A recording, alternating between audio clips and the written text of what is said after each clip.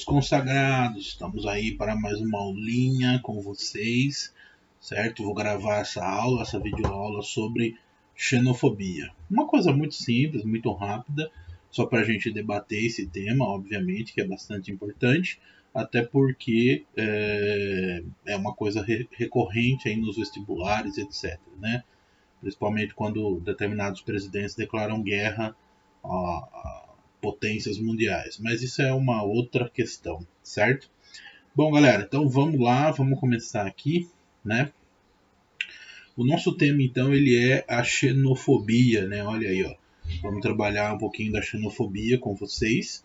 E aí, depois nós vamos propor aí alguns vídeos e umas reflexões sobre isso, tá certo? Bom, o que nós temos para dizer aí sobre a xenofobia? A primeira questão é essa, né? Então é bastante importante a gente entender que o ser humano, antes de ser racional, ele é um animal, né? Ele é um animal. Então, o que acontece? A característica da migração, né? Ela é inerente ao ser humano, né? Inerente. Só que ela é inerente ao ser humano primitivo, ok?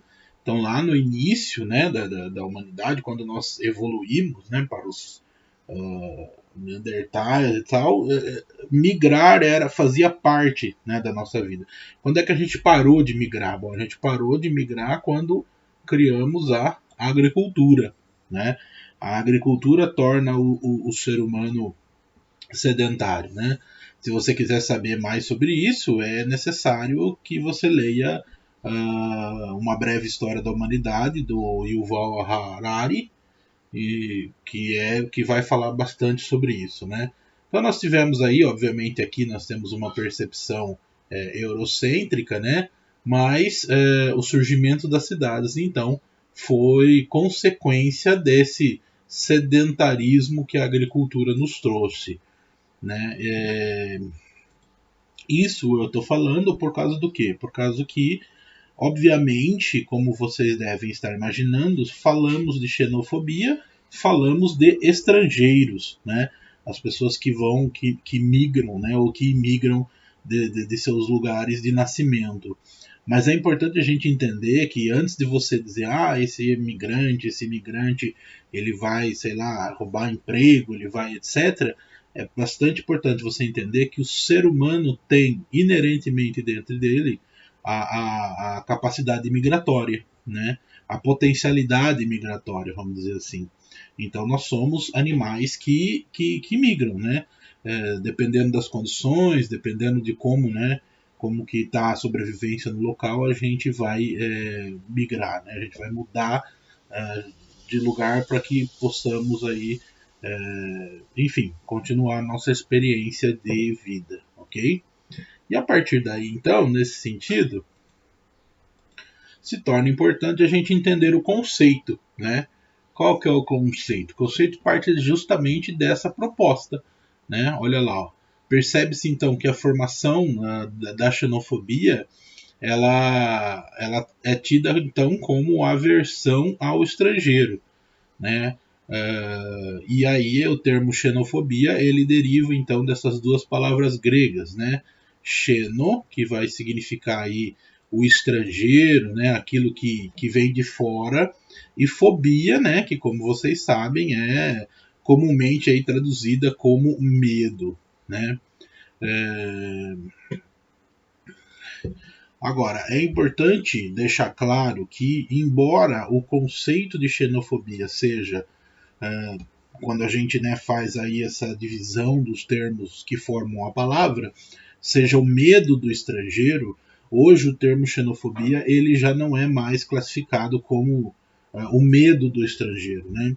Porque esse medo ele se tornou de tal forma agressivo que hoje nós temos ataques xenofóbicos, né? Porque quando você tem medo de algo, normalmente você faz o quê? Você foge, né? Você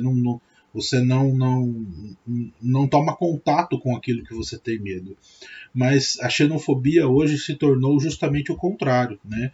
A xenofobia se tornou a capacidade ou a ação humana de atacar o que é estrangeiro. de produzir violência contra o estranho, né?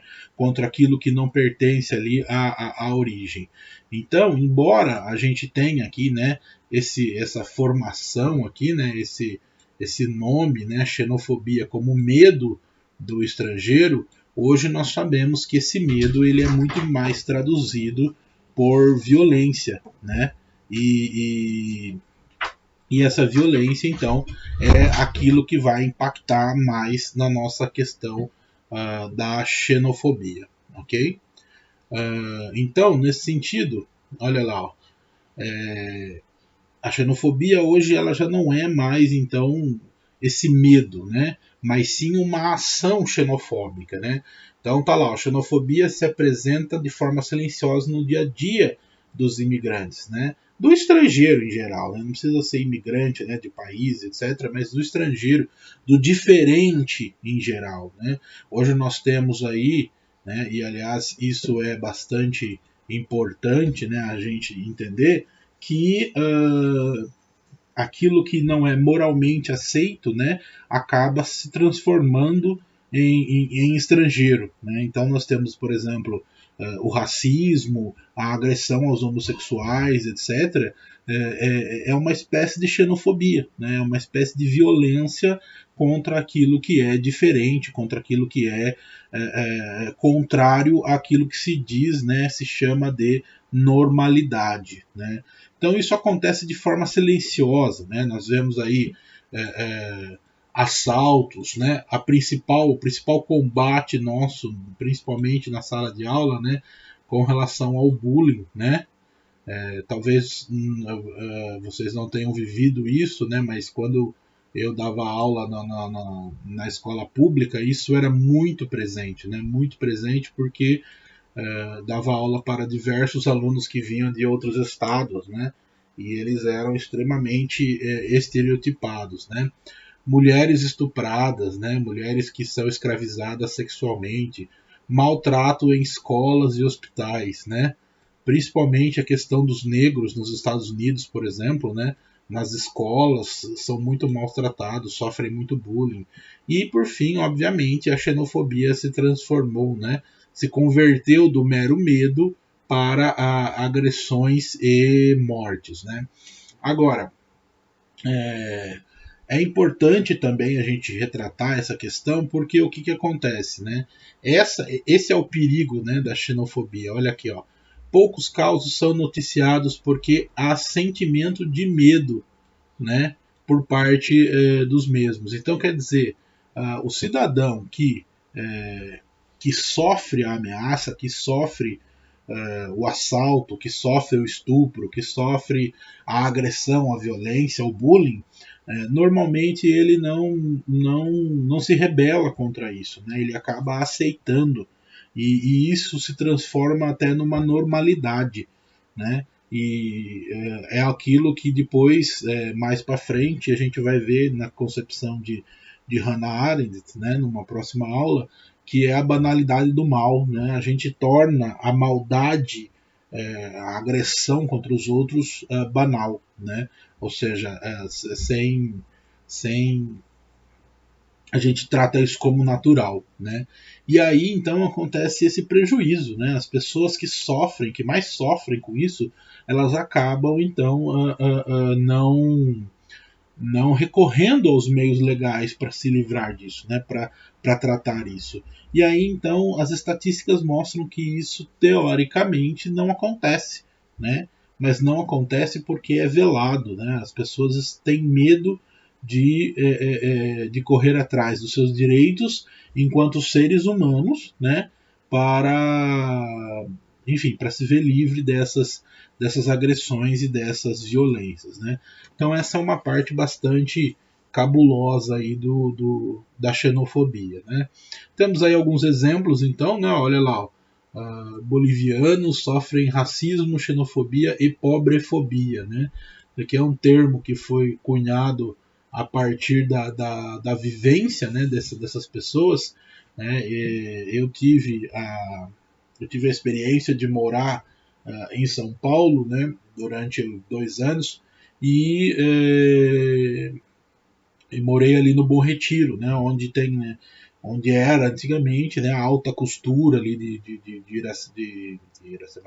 de São Paulo, né, onde saíam lá como é que chama a rua lá, esqueci o nome da rua agora, mas onde tinha, vende-se muito vestidos, né, roupas de luxo e tal, que eram fabricadas por imigrantes bolivianos, né, e eu tive a oportunidade de visitar essas fábricas, né, onde moravam esses bolivianos, e assim, era condição de escravidão, né, de miséria humana, eles moravam todos juntos, moravam no mesmo lugar que se trabalhava, e tipo assim, sei lá, 50, 60 pessoas, incluindo crianças no meio, e tinha um banheiro, por exemplo, né, uma coisa assim muito triste, muito violenta, realmente desumana, né?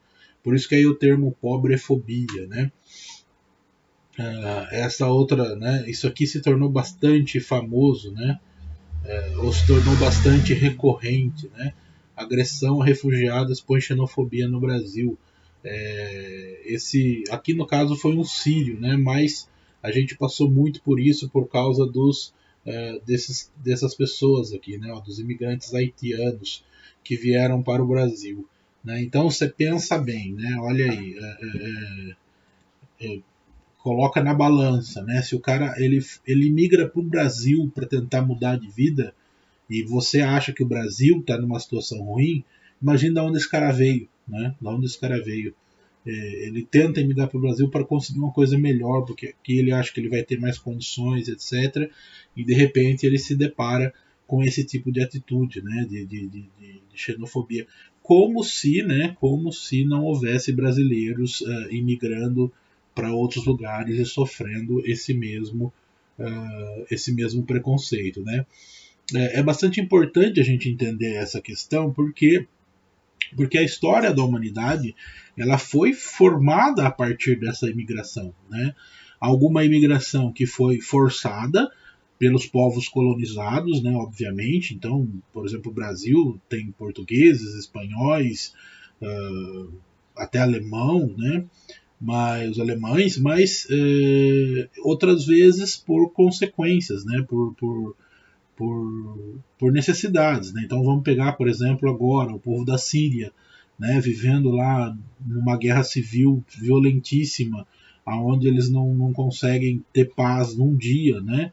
E esse povo tem que sair de lá, né? Se você não quiser morrer, você tem que sair de lá. E esse povo vai para outro lugar. Então você imagina que daqui, sei lá, 30 anos, esse povo vai constituir uma população que se originou da imigração, né? Que se originou da imigração. E aí, então, a formação da própria cultura, a formação da sociedade, ela tem por base essa característica predominantemente migratória, né, do ser humano, certo? Então isso aqui basicamente não tem o menor sentido, né? Aqui no Brasil, então, nós temos aí a famosa xenofobia contra os nordestinos, né? Aqui na minha cidade, Iracemápolis, isso foi bastante forte, né? Tínhamos um grande preconceito realmente com os nordestinos, né? Mas é importante a gente entender que até mesmo eu, né, quando mais criança, fui formado, né, nesse preconceito, nessa ideia xenofóbica, né? A família funda boa parte da nossa forma de pensar, né? E aí, mas era engraçado que assim a gente não, embora seja uma violência social, uma violência psicológica, né? Não havia violência física, né? Então não havia, vamos torturar, vamos matar, vamos expulsar à força, né? Não, era muito mais uma violência psicológica, né? Muito mais uma violência social, né? De que os imigrantes nordestinos aqui da cidade, eles não mereciam o mesmo tratamento que os nativos da cidade, né? Alguma coisa. Até hoje você ainda escuta, né? familiares mais antigos, dizendo assim, tipo, mas você é gente de quem, né? Esse gente de quem, ele traduz a ideia de que você tem que apresentar a sua linhagem nativa aqui da cidade. Né? Então, se você não é gente de ninguém, né, você não nasceu aqui. Isso é absurdo, né? Isso é um absurdo, mas, enfim, essa xenofobia contra o nordestino, ela acontece e ela é bastante recorrente aqui na nossa região, e eu tenho a experiência própria aqui da minha cidade, né? E aí nós temos aí, né, ó, recentemente essa polarização, né, política do nosso país levou aí a esse aumento, né, da xenofobia nordestina no Brasil, né?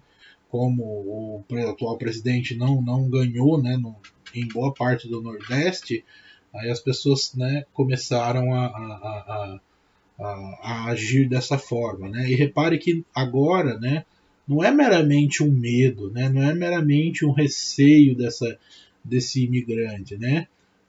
É realmente um atentado à violência, né? Isso aqui é crime, né? Porque está sugerindo a morte de alguém, né? A morte de um ser humano, né?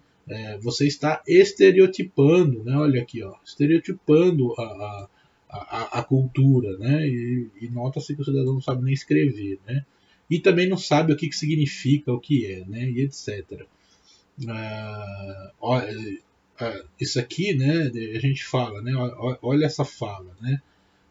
Merece mesmo passar fome e morrer de sede, né? Gente, essa é uma fala da eugenia nazista, né? Que colocava lá os judeus para morrer de fome, de inanição, né? Então, quer dizer, essa é uma fala condizente com a pior história fascista, barbárie humana, né? E está acontecendo aí, né? 2018 aconteceu isso, né? Então é bastante triste, né, de se entender, e por isso se torna imprescindível, né, que nós possamos refletir aí sobre esse tema, né, que vai aí tocar a nossa vida, né? Agora o cachorrinho resolveu participar da aula, mas tudo bem, né? Então vamos lá, né? E aí, então, para terminar, a gente tem aí, então, como nós poderíamos fazer para diminuir, né? Quais ações que a gente tem. Bom, primeiramente, né, é óbvio que mais importante é o que? São as ações de formação, né? As ações que transmitam, né? Que vão aí mudar essa ideologia de preconceito, de violência e etc. Né? E, então essa ação ela é a ação da explicação, né? A ação do movimento cultural, né? Então lá com palestras sempre, né, falando e etc, com aulas, né, e com ações culturais, né, da qual a gente possa refletir. Mas daí vai refletir sobre o que também, né?